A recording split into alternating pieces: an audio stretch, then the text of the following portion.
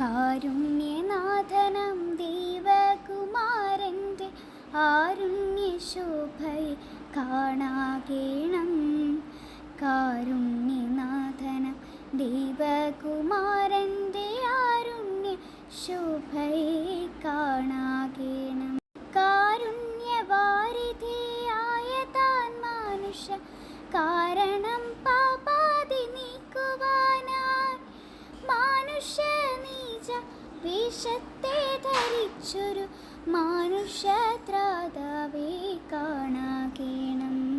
മിത്രനെ മന്ദിപ്പിച്ചിടുന്ന ദീപ്തിയെ ഗാത്രേ മറച്ചതും കാണാകേണം.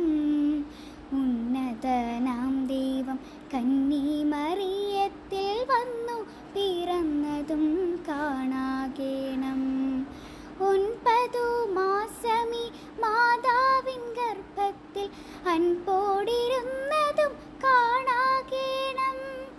കേസർ നിയോഗത്താൽ ഗർഭസ്ഥനായ താൻ ബേത്ലഹം പൂത്തതും കാണാകേണം. അമ്മാനുവേൽ എന്ന നാമാർത്ഥം പോൽ ദൈവം നമ്മോടു ചേർന്നതും കാണാകേണം.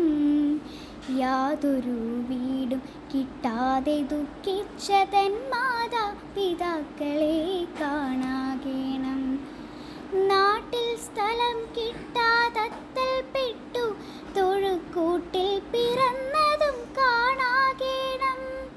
മർത്യരഹം കൃതി ദോഷം ദ്വേഷിപ്പാനായി കർത്താവിൻ താഴ്ചയും കാണാം.